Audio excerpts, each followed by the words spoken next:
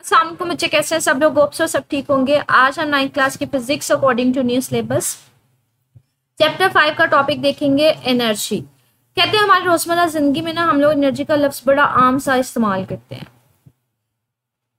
Physics में हमें जब भी कोई काम करना होता है ना, हमें एनर्जी की ज़रूरत पड़ती है। कि जब भी हम बात करें डेली लाइफ में या फिजिक्स में कि अगर हमने कोई भी काम करना है तो हमें एनर्जी की ज़रूरत पड़ती है, जिसमें बहुत सारी आम सी मिसालें हैं। कहते हैं फॉर एग्जांपल हमने एक जगह से दूसरी जगह अपने जिस्म को हरकत करनी है, करवानी है, मतलब चल फिर के जाना है, तो हमें एनर्जी की ज़रूरत होती है। जिसमें हम क्या करते हैं, सुबह खाना खाते हैं, हम खुराक लेते हैं, तो नाश्ता करते हैं, हमें ग़िज़ाइयत मिलती है जिसकी वजह से हम सारे दिन के काम करते हैं। इसी तरह से अगर आपने कोई गाड़ी चलानी है तो आपको उसमें पेट्रोल डालना पड़ेगा, पेट्रोल जलेगा, उससे एनर्जी मिलेगी तो वो चलेगी। इसी तरह से अगर फैक्ट्रियों में बड़ी बड़ी मशीनें चलानी है तो उनको आपको इलेक्ट्रिसिटी देनी पड़ती है। तो डिफरेंट सूरतों में आपको एनर्जी देनी पड़ती है। हर चीज़ को काम करने के लिए, वर्क करने के लिए एनर्जी फ्राहम करनी पड़ती है। अगर एनर्जी फ्राहम नहीं करेंगे तो वो काम ही नहीं होगा। तो इसका मतलब है अगर किसी जिस्म को एनर्जी दी जाएगी, किसी जिस्म में एनर्जी मौजूद होगी तो वो काम करेगा, वरना वो काम नहीं करेगा। तो यहाँ पे हम कह सकते हैं एनर्जी की डेफिनेशन तारीफ क्या बन सकती है कि किसी भी जिस्म के काम करने की सलाहियत को हम क्या कहते हैं, एनर्जी कहते हैं। कि अगर किसी जिस्म के पास एनर्जी होगी तो वो काम करेगा, वरना नहीं करेगा। तो एनर्जी काम करने की सलाहियत को बोलते हैं। कहते हैं मिसाल के तौर पर अगर कोई जिस्म काम कर रहा है तो वो अपनी एनर्जी खर्च कर रहा है। जैसे मैंने आपको मिसाल दी कि हम सुबह नाश्ता करते हैं, हम खाना खाते हैं, तो आप सारा दिन काम करते हैं, अपनी एनर्जी खर्च करते रहते हैं, खर्च करते हैं। एक वक्त ऐसा आता है कि आपकी एनर्जी फुली ख़त्म हो जाती है, आपको दोबारा से लंच करने की ज़रूरत पड़ती है, आपको दोबारा से डिनर की ज़रूरत पड़ती है। तो आपको बार बार एनर्जी आप खर्च कर लेते हैं, फिर आपको एनर्जी चाहिए होती है, फिर आप एनर्जी खर्च करते हैं तो आपको एनर्जी चाहिए होती है। तो कहते हैं जब भी कोई शख्स काम करता है तो वो एनर्जी खर्च करता है। मसलन मतलब क्या है कि वर्क करने के लिए एनर्जी इस्तेमाल करता है, और एनर्जी बेसिकली वो जिस चीज़ के ऊपर वो वर्क कर रहा होता है उस जिस्म में वो एनर्जी मुंतकिल कर रहा होता है। अपनी एनर्जी किसके ऊपर मुंतकिल करेगा, जिसके ऊपर वो काम कर रहा होगा। तो काम करने के दौरान एनर्जी एक जिस्म से दूसरे जिस्म में मुंतकिल हो रही होती है। कहते हैं मिसाल के तौर पर अगर आप देखें, ये पार्क में ना एक बच्ची है जो इस झूले पे बैठी है, ये एक पर्सन है, इसने इसको झूला झुलाना है। तो वो क्या करेगा, इसको पुश करेगा, इसको धकेलेगा, ये अपनी एनर्जी इसमें मुंतकिल करेगा, जिसकी वजह से झूला आगे पीछे जाएगा। तो यहाँ पे यही कह रहा है कि काम जो एनर्जी हो रही है वो खर्च हो रही है, मतलब ये आगे पीछे मूव करेगा, ये झूला वर्क करेगा कब जब ये जो पर्सन है अपनी एनर्जी खर्च करेगा, ये इसके ऊपर फोर्स लगाएगा, तो हमारे पास एनर्जी खर्च होगी। तो यहाँ पे यही बात करें कि आप चिल्ड्रन पार्क में फॉर एग्जांपल आप झूले को धकेल रहे हैं, तो आप क्या करेंगे, अपनी जिस्म की एनर्जी उसके ऊपर खर्च करेंगे, उस झूले में मुंतकिल करेंगे, जिसकी वजह से झूला हरकत करेगा। तो हम कहते हैं वर्क की तरह हमारे पास ये उसकी एक मिसाल है कि जिसमें एनर्जी एक जिस्म से दूसरे जिस्म में मुंतकिल हो रही थी। कि आपने क्या किया था, झूले के ऊपर एनर्जी लगाई थी, अपनी फोर्स जो है अपनी एनर्जी किस में मुंतकिल की थी, झूले में। तो एनर्जी जब वर्क होता है हमारे पास, तो एनर्जी एक जिस्म से दूसरी जिस्म में मुंतकिल हो रही होती है। आपने इसके ऊपर फोर्स लगाई तो आपने अपनी एनर्जी इसमें मुंतकिल की है, जिसकी वजह से वो फिर वर्क करेगा, वो मूव करेगा आगे पीछे। यहाँ पे इसके अलावा हमारे पास कह रहे हैं कि जो जैसे हमने कहा था वर्क एक स्केलर है, तो इसी तरह से एनर्जी भी एक स्केलर है, तो इसका यूनिट भी क्या होगा, जॉल होता है। जो बच्चे यूनिट हमारे पास वर्क का होता है वही यूनिट हमारे पास एनर्जी का होता है। तो किसी अगर हम कहेंगे किसी जिस्म ने 1 जॉल वर्क किया, इसका मतलब है उसने एनर्जी कितनी खर्च की होगी, 1 जॉल। तो मतलब जितना वर्क किया होगा उसका मतलब है उसने अपनी एनर्जी उतनी ही खर्च की होती है। इसमें ये जो मैं इसको ग्रीन कर रही हूँ बच्चे, ये इम्पॉर्टेंट है, लाइंस हैं, ये शॉर्ट क्वेश्चन भी बन सकती हैं और ये एमसीक्यूज भी बन सकती हैं। जैसे ये एमसीक्यू बन सकता है कि एनर्जी हमारे पास स्केलर है, ये वेक्टर है, तो एनर्जी हमारे पास एक स्केलर मिकदार है। जब एक जिस्म दूसरे जिस्म के ऊपर हमारे पास वर्क करता है तो एनर्जी मुंतकिल हो रही होती है, एक जिस्म से दूसरे जिस्म में मुंतकिल हो रही होती है। और किस में मुंतकिल हो रही होती है, जिस जिस्म में वर्क हो रहा होता है। जैसे मैंने आपको ये मिसाल दिखाई है झूले वाली, कि अगर झूले के ऊपर आप फोर्स लगा रहे हो तो एनर्जी किस में मुंतकिल हो रही है, झूले में, जिसकी वजह से झूला काम कर रहा है, वो आगे पीछे वर्क कर रहा है। तो जिस जिस्म के अंदर हमारे पास एनर्जी मुंतकिल हो रही होती है वो बेसिकली हमारे पास काम कर रहा होता है, वर्क हो रहा होता है। इसके अलावा कहते हैं हमारे पास एनर्जी की ना मुख्तलिफ शक्लें हैं जिसमें एनर्जी हमारे पास इर्द गिर्द पाई जाती है। कहते हैं एनर्जी इलेक्ट्रिकल एनर्जी भी होती है, इलेक्ट्रिकल एनर्जी जो हमारे घरों में बिजली आती है। केमिकल एनर्जी भी होती है जो हमारे घरों में बैटरियाँ इस्तेमाल होती हैं, या फिर हम जो वो नहीं सेल इस्तेमाल करते घड़ी में हो गए सेल, या इस तरह के जो केमिकल एनर्जी जो बेसिकली बैटरियों में इस्तेमाल होते हैं, जो सेल हो गया, जैसे घड़ी में, वॉच में हम इस्तेमाल करते हैं। न्यूक्लियर एनर्जी होती है बच्चे, जो आपने एटम का स्ट्रक्चर आपको पता होगा एटम की, कि न्यूक्लियस में जो हमारे पास एनर्जी होती है उसकी वजह से जो न्यूक्लियर एनर्जी होती है, जिसमें न्यूक्लियर पावर प्लांट भी होता है। डिटेल में हम आगे भी देखेंगे। न्यूक्लियर एनर्जी में हरारत होती है जिस्म को गर्म करने की वजह से, जैसे आप पेट्रोल वगैरह या फिर आप लोग कोयला वगैरह चलाते हो तो वहां से बहुत ज़्यादा हरारत पैदा होती है, जिसकी वजह से वो हरारत की एनर्जी होती है। रोशनी की एनर्जी, जो सूरज से हम रोशनी की वजह से एनर्जी लेते हैं, सोलर एनर्जी भी इसको बोला जाता है, कि जिसमें रोशनी को एनर्जी की पाम में आप लोग सोलर एनर्जी को भी इस्तेमाल करते हैं ना, जिसमें घरों में हम लोग आजकल तो बड़े आम हो गए हैं सोलर प्लेटें, तो उसमें क्या होती है, रोशनी की एनर्जी होती है। कहते हैं ये मुख्तलिफ एनर्जी की हालतें हैं जो हम इस्तेमाल कर रहे होते हैं। हम इनको मजीद आगे पढ़ेंगे तफसील के साथ, लेकिन यहाँ पे हम दो बुनियादी किस्में पढ़ेंगे, एक काइनेटिक एनर्जी पढ़ेंगे, एक पोटेंशियल एनर्जी पढ़ेंगे। काइनेटिक एनर्जी जो कि होती है वो हमारे पास क्या होती है, कहते हैं काइनेटिक एनर्जी जो अगर किसी जिस्म में हरकत की वजह से अगर मौजूद होगी काइनेटिक एनर्जी, उसको हम काइनेटिक एनर्जी, अगर कोई जिस्म मूव कर रहा है, हरकत कर रहा है, उसकी वजह से जो इसमें एनर्जी होती है उसको काइनेटिक एनर्जी कहते हैं, हरकत की वजह से मौजूद होना। तो ये हमारे पास तारीफ है काइनेटिक एनर्जी की। तो कहते हैं अगर आपको पता करना हो किसी जिस्म में काइनेटिक एनर्जी कितनी मौजूद है, हरकत की वजह से उसमें कितनी काइनेटिक एनर्जी है, तो आप क्या करें, उस अगर कोई जिस्म हरकत कर रहा है ना, उसको रोकने के लिए उसके ऊपर मुखालिफ सिमत में फोर्स लगाना शुरू कर दें। आप जितनी फोर्स लगाएंगे तो आहिस्ता आहिस्ता वो रुकता रुकता कुछ फासले के बाद वो बिल्कुल रुक जाएगा। तो आपको मतलब वर्क करना पड़ता है, जिस्म को वर्क करना पड़ता है, आपको जिस्म के ऊपर वर्क करना पड़ रहा था उसको रोकने के लिए, तो उसके ऊपर फोर्स लगानी पड़ रही थी। जिस्म जो है थोड़ा फासला तय करने के बाद रुक जाता है, तो उसी को हम कहते हैं, वो जो आपको काम करना पड़ रहा है जिस्म को रोकने के लिए, वहां से आप पता कर सकते हो कि जिस्म में काइनेटिक एनर्जी की मिकदार कितनी है। तो काइनेटिक एनर्जी की मिकदार जिससे पता चलेगी, किसी भी समय के अगर कोई जिस्म मूव करता हुआ आ रहा है तो आपने उसको रोकने के लिए फोर्स लगाई, वो ऐसे ऐसा काम करता करता वो ऐसा रुकता रुकता रुक जाता है कुछ फासला तय करने के बाद। तो जो आपको काम करना पड़ रहा है उसको रोकने के लिए, वही उसमें काइनेटिक एनर्जी की मिकदार होगी।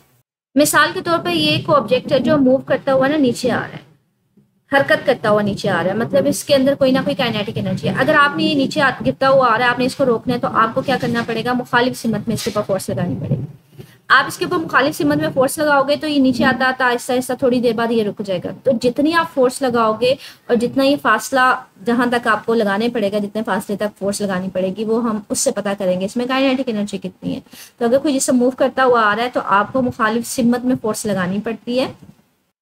तो वो जो हमारे पास जितना हम वर्क कर रहे होते हैं ऑब्जेक्ट को रोकने के लिए, वो हमारे पास उसकी काइनेटिक एनर्जी होती है। आगे कहते हैं आप ग्राफ के जरिए काइनेटिक एनर्जी की वैल्यू निकालने, तो वो कैसे निकलेगी, ये आपके पास एक ग्राफ ना दिखाया हुआ है कि अलोंग द एक्स एक्सिस आपने क्या लिया हुआ है, वक्त लिया हुआ है, और अलोंग द वाई एक्सिस आपने क्या ली हुई है, वेलोसिटी ली हुई है।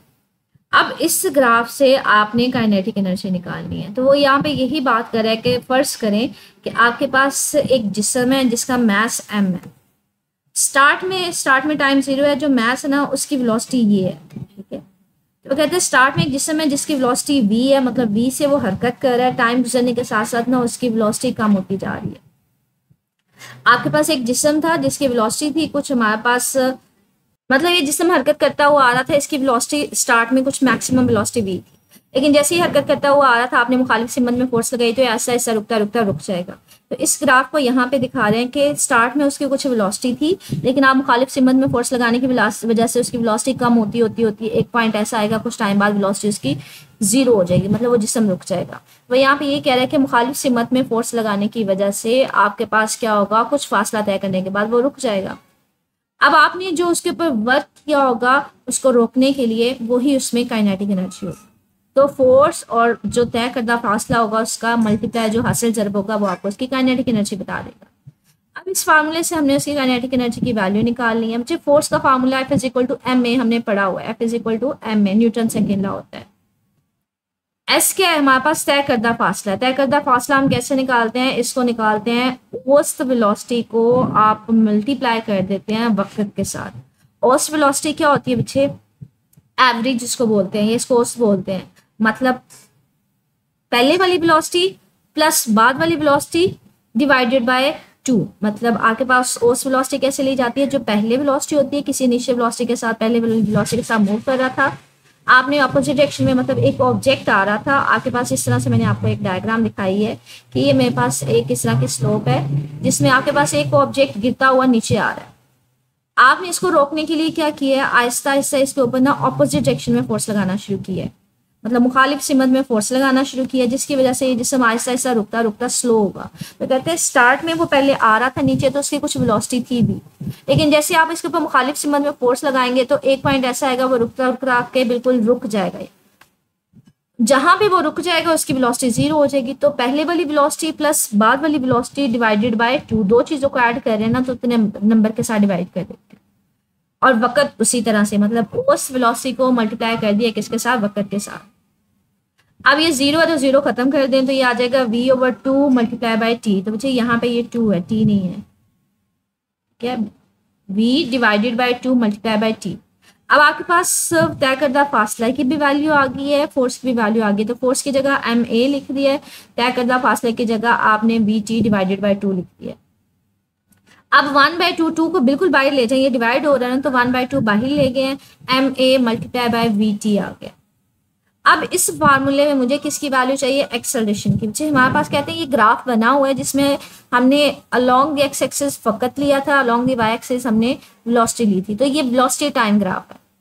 इसमें हमने बताया था कि स्टार्ट में ऑब्जेक्ट की कुछ वेलोसिटी थी, लेकिन जैसे जैसे टाइम गुजरता गया आपने मुखालिफ सिमत में फोर्स लगाई तो वो ऑब्जेक्ट जो है वो हमारे पास रेस्ट में आ गया, तो उसकी वेलोसिटी क्या होगी, 0 होगी। कहते हैं ये जो हमारे पास वेलोसिटी वक्त ग्राफ है, अगर आप इस ग्राफ का स्लोप ले लें या ग्रेडियंट ले लें तो वो आपको एक्सेलरेशन दे देगा। स्लोप या ग्रेडियंट बच्चे लेते कैसे हैं, यहाँ पे हम लोग इसकी जो हमारे पास कह लें कि वर्टिकल साइड होती है, जो अमूद होता है ना, उसको बेस के साथ डिवाइड कर देते हैं। तो इसका अमूद क्या है, मेरे पास v है डिवाइडेड बाय यहाँ पे टाइम है, तो v/t आ जाएगा। तो एक्सेलरेशन की वैल्यू क्या आएगी, v/t, क्योंकि अमूद में वर्टिकल साइड में आपने क्या लिया था, आपने वेलोसिटी ली थी, और यहाँ पे आपने इसके बेस में क्या लिया था, आपने इसकी वक्त लिया था, टाइम लिया था। v/t इस वैल्यू को किस में पुट कर दिया, इस फार्मूले में, एक की जगह v/t लिख दिया, बाकी सारी उसी तरह से। t से खत्म हो जाएगा। अब ये देखें v 2 दफा नहीं है तो ये मेरे पास 1/2 mv² आ जाएगा। तो ये काइनेटिक एनर्जी का फार्मूला हमने निकाल लिया। तो ये काइनेटिक एनर्जी का फार्मूला हमने ड्राइव किया, ठीक है। तो काइनेटिक एनर्जी पहले हमने डिफाइन किया, होती क्या है, किसी भी जिस्म की हरकत की वजह से इसमें जो काइनेटिक एनर्जी होगी उसको काइनेटिक एनर्जी बोलेंगे। मालूम कैसे कर सकते हैं कि अगर कोई जिस्म मूव कर रहा है तो हरकत कर रहा है, उसकी मुखालिफ सिमत में जितना आपको काम करना पड़ेगा उसको रोकने के लिए, उसको हम काइनेटिक एनर्जी बोलेंगे। कि मुखालिफ सिमत में अगर उसको रोकने के लिए जितना हमें काम करना पड़ता है, वर्क करना पड़ता है, वही उसकी काइनेटिक एनर्जी होगी। और काम का फार्मूला क्या था, फोर्स मल्टीप्लाई बाय तय करदा फासला।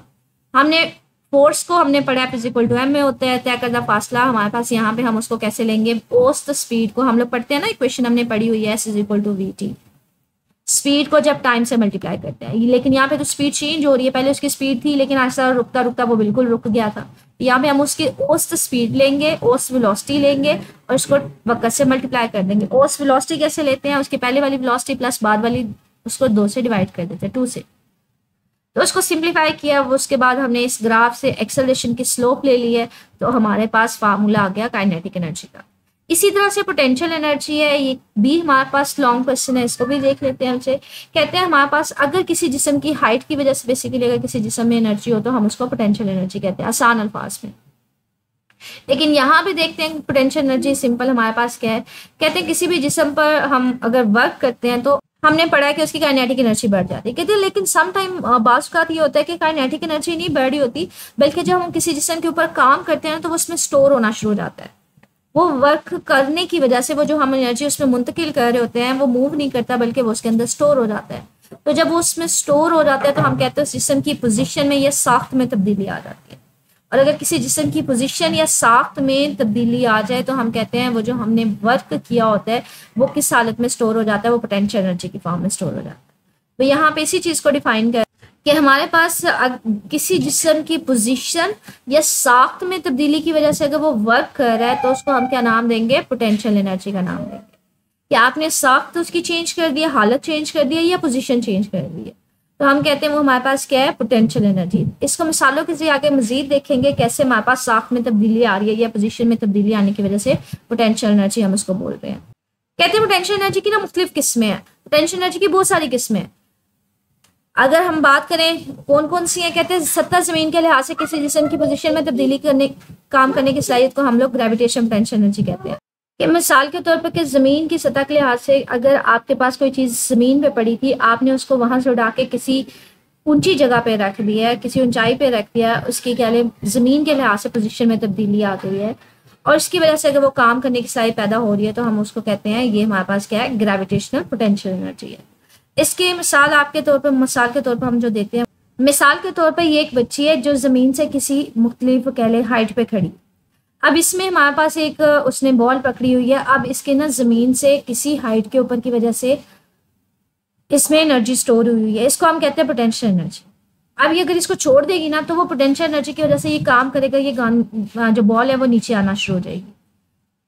ठीक है, तो यहाँ पे यही कह रहे हैं कि हमारे पास ज़मीन की साख तब्दीली के लिहाज से काम करने की सलाहियत, अब इसमें एनर्जी थी ज़मीन की साख के लिहाज से, वो किसी ऊंचाई पे खड़ी थी, लेकिन इसमें एनर्जी थी वो पोटेंशियल एनर्जी। क्यों? क्योंकि जब आपने इसको जैसे ही छोड़ा वो क्या करेगी, वो काम करती हुई नीचे आना शुरू हो जाएगी, गेंद, बॉल या गेंद कह लें उसको। तो कहते हैं ये जो हमारे पास उसमें काम करने की सलाहियत है कि आपके पास काम करती हुई नीचे आ रही है। और ये कैसे हम इसको देख रहे हैं, हम इसको ज़मीन के हिसाब से देखते हैं कि ज़मीन से ऊंचाई के ऊपर है हमारे पास, उसमें जो एनर्जी स्टोर हुई है वो हमारे पास पोटेंशियल एनर्जी है कि वो उस एनर्जी को इस्तेमाल करते हुए वो काम कर सकती है। तो यहाँ पे यही बात करें कि हमारे पास ज़मीन के लिहाज से अगर किसी जिस्म की पोजीशन में तब्दीली आ जाए तो वो काम करने की सलाहियत हो सकती है। इसमें अगर इसको मजीद देखा जाए, कहते हैं ये फॉर एग्जाम्पल मेरे पास एक ऑब्जेक्ट है, ये ज़मीन पे पड़ा हुआ है, मैं क्या करती हूँ इसको ज़मीन से उठा के ना किसी हाइट पे किसी टेबल के ऊपर रख देती हूँ। अब इसकी क्या हुई है बच्चे, इसकी पोजीशन चेंज हो गई, इसकी पोजीशन तब्दील हो गई है ज़मीन के लिहाज से। मैंने ज़मीन से उठा के इसको यहाँ पे रख दिया। अब इसमें जो मैंने काम किया है वो इसमें स्टोर हो गया, वो इसमें एनर्जी स्टोर हो गई है। जो मैंने इसके ऊपर वर्क किया है, जो काम किया है, वो किस फॉर्म में स्टोर हो गई है, एनर्जी की फॉर्म में। और ये एनर्जी को हम लोग नाम देते हैं पोटेंशियल एनर्जी का, ग्रेविटेशनल पोटेंशियल एनर्जी। कि ज़मीन की साख के लिहाज से उसकी पोजीशन तब्दील हुई और वो हमारे पास उसमें स्टोर हो गई, तो हमने कहा वो ग्रेविटेशनल पोटेंशियल एनर्जी है। अब अगर मैं इसको यहाँ से ऊपर से गिराऊंगी ना नीचे, तो वो खुद ही काम करते हुए नीचे आ जाएगी, वो अपनी एनर्जी को इस्तेमाल करेगी और वो नीचे काम करते हुए नीचे आ जाएगी। जैसे मैंने आपको फिगर में दिखाया है कि आप इसको यहाँ से गिराओगे तो वो काम करती हुई वर्क कर सकती है, नीचे आ सकती है।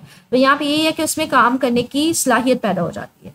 इसके अलावा कहते हैं एक स्प्रिंग है, उसमें दबाओ या फैलाओ, मतलब उसकी आप साख्त बदल दें, तो जब उसको छोड़ेंगे तो वो भी काम करना शुरू हो जाएगा, तो उसमें भी एनर्जी स्टोर हो जाएगी। जैसे मिसाल के तौर पे जैसे ये देखिए एक स्प्रिंग है, इसको आपने ना दोनों हाथों से दबाना शुरू कर दिया या इसको खींचना शुरू कर दिया, तो इसकी साख्त में, इसकी शक्ल में तब्दीली आ गई।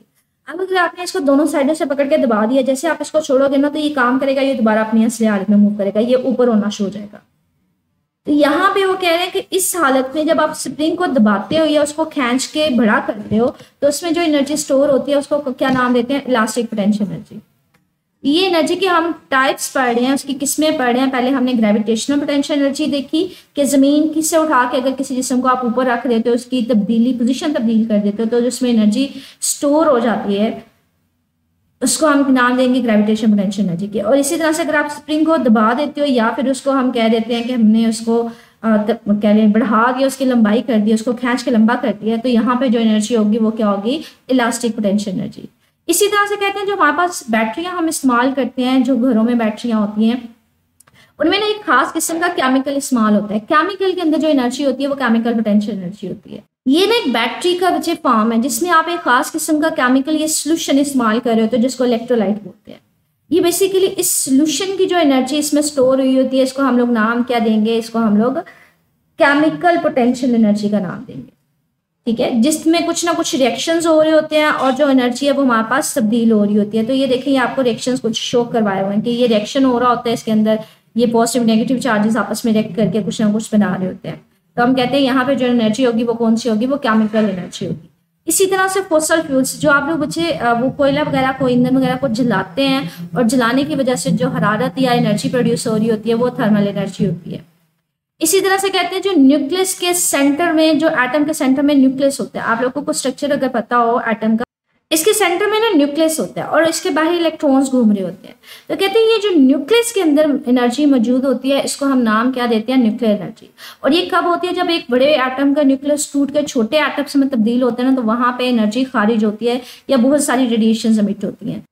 मिसाल के तौर पर ये मेरे पास किसी एटम का न्यूक्लियस है, जैसे यूरेनियम, ये बहुत बड़ा एटम का न्यूक्लियस है जो बहुत बड़ा होता है साइज में। जब ये टूट के दो छोटे न्यूक्लियस में तब्दील होते हैं तो यहाँ से बहुत ज़्यादा एनर्जी खारिज होती है और कुछ पार्टिकल्स जो रेडिएशंस हैं वो भी खारिज होती हैं। तो यहाँ पे जो एनर्जी खारिज होगी हम लोग उसको नाम देंगे न्यूक्लियर एनर्जी का, ठीक है।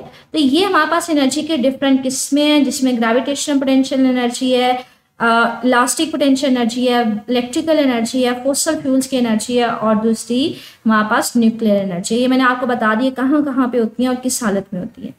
आगे हमारे पास पोटेंशियल एनर्जी का फार्मूला देख रहा है, कहते हैं हमारे पास सपोज करें कि एक जिस्म था जो जमीन पे पड़ा था, ये एक जिस्म था, एक ब्लॉक था, ये जमीन पे पड़ा था, इसका जो वेट फोर्स होती है बच्चे वो हमेशा नीचे की तरफ लग रही होती है। अब अगर मैंने इस डिब्बे को उठा के, इस ब्लॉक को उठा के किसी हाइट पे रखना है, किसी बुलंदी पे रखना है, तो मुझे इसके ऊपर फोर्स लगानी पड़ेगी ऊपर की तरफ, और ये फोर्स कितनी लगानी पड़ेगी, जितना इसका वजन होगा, इसके वजन के इक्वल इसके ऊपर फोर्स लगाऊंगी, तभी तो मैं इसको उठा के किसी हाइट पे लेके जाके रख सकती हूँ। तो इसमें जो हमारे पास एनर्जी आएगी वो इसकी पोटेंशियल एनर्जी आ जाएगी, क्योंकि हमने ये पढ़ा है कि जमीन की साख के लिहाज से जो इसमें तब्दीली आ रही होती है वो हमारे पास किस फॉर्म में स्टोर हो जाती है, पोटेंशियल एनर्जी के फॉर्म में।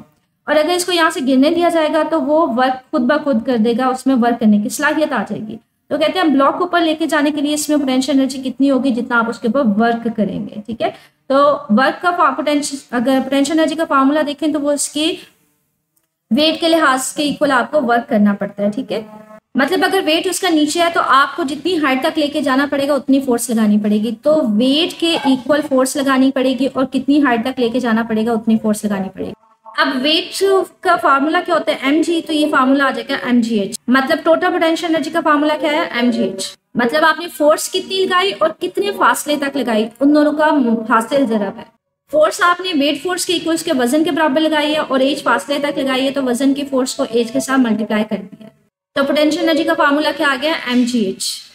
कहते हैं इसकी मिसाल कहाँ पे देखने में आती है, वो आबशार में देखने पे आती है। उसमें क्या होता है, किसी बुलंदी से ना पानी नीचे गिर रहा होता है, तो पानी जब बुलंदी से नीचे गिरता है तो वो वर्क करता है, मतलब वो अपनी पोटेंशियल एनर्जी से किस में जा रहा होता है, काइनेटिक एनर्जी में। जब वो ऊपर बुलंदी से नीचे गिरता है तो वो फासला तय करता है, मतलब वो हरकत कर रहा होता है, उसमें काइनेटिक एनर्जी आ रही होती है। तो बुलंदी पे उसमें पोटेंशियल एनर्जी होगी, जब वो नीचे गिरेगा तो वो किस में तब्दील हो जाएगी, काइनेटिक एनर्जी में। कहते हैं इसको इस्तेमाल कहाँ पे किया जा सकता है, कहते हैं इसको टरबाइन वगैरह चलाने के लिए, मोटर्स वगैरह चलाने के लिए इस्तेमाल करते हैं। जैसे ये देखें, किसी बुलंदी से हाइट से पानी नीचे गिरा है, इसके नीचे ना ये टरबाइन लगा दी जाती है। जब पानी इसके ऊपर गिरता है तो ये टरबाइन जो है ये घूमती है, इसके ऊपर पानी आएगा तो ये नीचे आएगा, फिर ऊपर वाला आएगा उसके ऊपर पानी गिरेगा तो ये टरबाइन घूमती है। तो हम कहते हैं इसको टरबाइन के साथ अटैच कर देते हैं, उसके साथ लगा देते हैं। तो ये आपके पास पोटेंशियल एनर्जी था। इससे रिलेटेड हम देखते हैं एक्सरसाइज में क्वेश्चन किस तरह से आ सकते हैं। तफसीली सवाल है, कहते हैं काइनेटिक एनर्जी क्या मुराद है, इसका यूनिट लिखें और ये एनर्जी कैसे मालूम की जाती है। तो बच्चे ये आज का काइनेटिक एनर्जी का जो इसमें पोर्शन है ना, कि जो हरकत की वजह से किसी जिस्म में मौजूद होती है उसको काइनेटिक एनर्जी कहते हैं। तो वो पूरा टॉपिक इसमें आ जाएगा, मतलब ये वाला टॉपिक सिर्फ काइनेटिक एनर्जी वाला, ठीक है। यहाँ तक जहां तक उसका फार्मूला निकाला हुआ है। यहाँ पे एक तमीरी फिक्र का सवाल है, कहते हैं एक जिसमें 1 जूल एनर्जी है, इसका मतलब क्या है, इसका मतलब है वो वर्क भी कितना कर सकता है, सिर्फ 1 जूल ही कर सकता है। तो इसका आंसर अगर देखा जाए तो ये हमने ऊपर इसका आंसर देखा, तो इसमें ये देखें हमने कहा था कि किसी में 1 जूल एनर्जी है तो इसका मतलब है वर्क भी कितना कर सकता है, 1 जूल कर सकता है। तो इसका यही आएगा कि 1 जूल एनर्जी का मतलब है वो वर्क कितना कर सकते हैं, 1 जूल। यहाँ पे 5.7 है, कहते हैं कि मुतहरिक जिस्म की काइनेटिक एनर्जी मालूम करने का फार्मूला बताएं। वो हमने बताया था कि आप मुखालिफ सिमत में उसके ऊपर फोर्स लगाना शुरू जाते हैं, जो मुखालिफ सिमत में जितना वर्क करेंगे वो उसकी काइनेटिक एनर्जी होगी, ठीक है। और इसके लिए हमने फार्मूला क्या पढ़ा था, 1/2 mv² पढ़ा था कि मुखालिफ सिमत में फोर्स लगाएंगे, उसके लिए हमने फार्मूला निकाला था काइनेटिक एनर्जी का 1/2 mv²। तो वो हमारे पास फार्मूला आ जाए। 5.6 से कहते हैं अगर किसी मास m का जिस्म जो है बुलंदी एज तक उठाया जाए तो उसकी पोटेंशियल एनर्जी कितनी होगी। तो ये हमने आज के टॉपिक में भी देखा। चले, एक जिस्म का मास जो था वो हमारे पास m था, ये ऑब्जेक्ट है, इसका मास m है, इसके ऊपर अब ग्रेविटी भी तो लग रही है, तो इसका वेट कितना हो जाएगा, mg, ठीक है। इसका वजन कितना आ जाएगा, ग्रेविटी की वजह से बच्चे उसके साथ g मल्टीप्लाई हो जाएगा, तो इसका वेट mg आ जाएगा। अब इसके ऊपर आपने निकालना है कि हमें कितना पोटेंशियल एनर्जी इसमें कितनी होगी, तो वो डिपेंड करेगा इसको कितनी हाइट पे लेके जाना है। तो वो कहते हैं एज हाइट पे लेके जाना है, एज तक ऊपर लेके जाना है, ये फासला है। तो आपको उसको के वजन के mg के इक्वल फोर्स लगानी पड़ेगी और कितने फासले तक लगानी पड़ेगी, जितनी ऊपर आपने इसको लेके जाना है। तो mg को किसके साथ मल्टीप्लाई कर देंगे, फासले के साथ, एज के साथ। तो हमारे पास वेट फोर्स के इक्वल आपको उसके वजन के इक्वल ऊपर की तरफ फोर्स लगानी पड़ेगी, तो हमारे पास किसके इक्वल आ जाएगा, mgh के इक्वल आ जाएगा। तो यहाँ पे इसी को मुख्तसर बता रहा है कि अगर किसी जिस्म का मास m है, उसको आपने हाइट एज तक लेके आना है, तो उसके लिए पोटेंशियल एनर्जी क्या होगी, mgh। तो यहाँ पे तो उसको पूरा डिराइव किया हुआ है ना इस टॉपिक में, उसको पोटेंशियल एनर्जी का फार्मूला निकाला हुआ, ये लॉन्ग क्वेश्चन बन सकते हैं। अगर इसको मुख्तसर सवाल में पूछा जाए जैसे आपके पास पूछा गया है तो इसका सिर्फ आप ये फार्मूला लिख देंगे 1 लाइन आंसर के साथ, ठीक है। आगे हमारे पास 5.2 शॉर्ट क्वेश्चन है। कहते हैं एक आहिस्ता चलती हुई गाड़ी की काइनेटिक एनर्जी एक तेज चलती हुई मोटरसाइकिल से ज्यादा है। काइनेटिक एनर्जी वो कह रहा है एक आहिस्ता चल रही है उसकी काइनेटिक एनर्जी ज्यादा है, लेकिन तेज चल रहा है एक मोटरसाइकिल उसकी एनर्जी कम है, वो क्यों?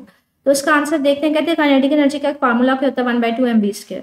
अब ये काइनेटिक एनर्जी दोनों के ऊपर इसका इन्हिसार है, मास के ऊपर भी और वेलोसिटी के ऊपर भी, मतलब उसकी वेलोसिटी पे, दोनों के ऊपर है। अब अगर गाड़ी की बात करें तो उसका मास ज्यादा होगा इसलिए उसकी काइनेटिक एनर्जी ज्यादा हो जाती है, लेकिन बाइक का मास कम होता है, मोटरसाइकिल का वजन कम होता है, तो इसलिए इसका मास कम होने की वजह से उसकी काइनेटिक एनर्जी कम होगी, क्योंकि ये दोनों के ऊपर इसका इन्हिसार है, ठीक है।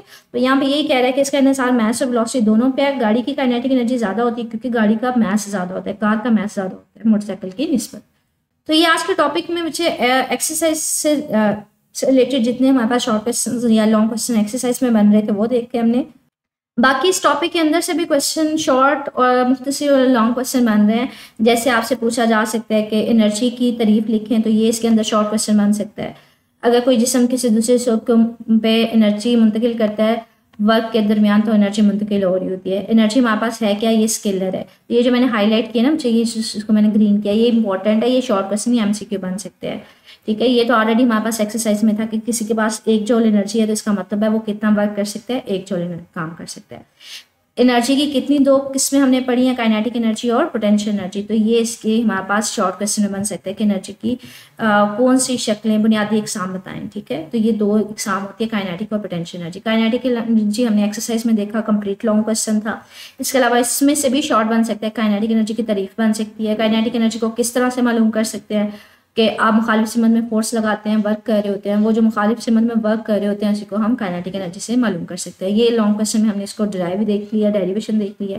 पोटेंशियल एनर्जी भी बच्चे लॉन्ग क्वेश्चन में पूछा जा सकता है, लेकिन अगर शॉर्ट में पूछा जाए मुख्तसर सवाल में तो पोटेंशियल एनर्जी की तारीफ ये आ जाती है। पोटेंशियल एनर्जी की किस्में कौन कौन सी, gravitational, elastic potential energy, chemical potential energy और थर्मल है। इसके अलावा हमारे पास न्यूक्लियर है। तो कोई आपसे पास या तो वो कोई पूछ सकता है कि पोटेंशियल एनर्जी की एग्जाम लिखें, या फिर कोई सी वो आपसे पूछ सकता है ग्रेविटेशन पोटेंशियल एनर्जी क्या होती है, हमारे पास इलास्टिक पोटेंशियल एनर्जी क्या होती है। तो ये आपको पता होना चाहिए कि ज़मीन की पोजीशन के हिसाब से अगर किसी में जिसम ज़मीन के हिसाब से अगर किसी जिस्म की पोजीशन में तब्दीली आती है तो वो उसमें पोटेंशियल ग्रेविटेशन पोटेंशियल एनर्जी होगी। अगर आप किसी स्प्रिंग को दबाते हो या उसको लंबा करके फैला देते हो तो हमारे पास उसमें जो एनर्जी होगी वो इलास्टिक पोटेंशियल एनर्जी होगी। तो ये आपको इनकी डेफिनेशंस आनी चाहिए। ये देखें, इलास्टिक पोटेंशियल एनर्जी की यहाँ से लेके यहाँ तक है, इलेक्ट्रिकल पोटेंशियल एनर्जी की हमारे पास यहाँ से लेके, केमिकल पोटेंशियल एनर्जी की सॉरी यहाँ से लेके यहाँ तक है, फोस्टल एनर्जी की हमारे पास, या हम कह रहे हैं थर्मल एनर्जी की कहाँ से कहाँ तक है। फोस्टल फ्यूल को बर्न करने की वजह से जो हरारत आ रही होती है उसको हम लोग थर्मल एनर्जी कहते हैं। न्यूक्लियर एनर्जी क्या है कि जब एक बड़े एटम का न्यूक्लियस टूट के छोटे छोटे एटमों में तब्दील होता है तो वहाँ पे जो एनर्जी खारिज होती है। तो ये लॉन्ग क्वेश्चन है हमारे पास। यहाँ पे ओवरऑल पोटेंशियल एनर्जी का फार्मूला लिखें तो इसमें आप लिखेंगे कि एक जिस्म है जिसको उठा के आपने किसी बुलंदी पे रखना है और कितनी बुलंदी पे रखना है, एज पे। उसके ऊपर जो फोर्स लगानी पड़ेगी उसके वजन के इक्वल लगानी पड़ेगी, और वजन के ऊपर इक्वल फोर्स कब तक लगानी पड़ेगी, जितनी बुलंदी पे आपने उसको रखना है। तो वजन वाली फोर्स को मल्टीप्लाई कर देंगे बुलंदी के साथ, तो उसके अकॉर्डिंगली हमने इसका फार्मूला निकाल लिया। तो ये लॉन्ग क्वेश्चन ओवरऑल बन सकता है। इसमें से आगे ग्रेविटेशन पोटेंशियल एनर्जी को इस्तेमाल कहाँ पे कर लेते हैं हम लोग, बेसिकली इसको टरबाइन वगैरह चलाने के लिए इस्तेमाल करते हैं कि जब पानी ऊपर हाइट से गिरा होता है, बुलंदी से गिरा होता है, नीचे टरबाइन रख दी जाती है। जब इसके ऊपर पानी गिरता है तो ये टरबाइन जो है वो मूव करना शुरू हो जाती है, जैसे मैंने आपको फिगर में भी दिखाया है, ठीक है। तो इसमें से नंबर ऑफ लॉन्ग क्वेश्चन या शॉर्ट क्वेश्चन जैसे बन रहे हैं। स्टिल इसमें से कुछ पूछना हो तो मेरे से कमेंट सेक्शन में पूछ लीजिएगा। ओके, अल्लाह हाफिज़।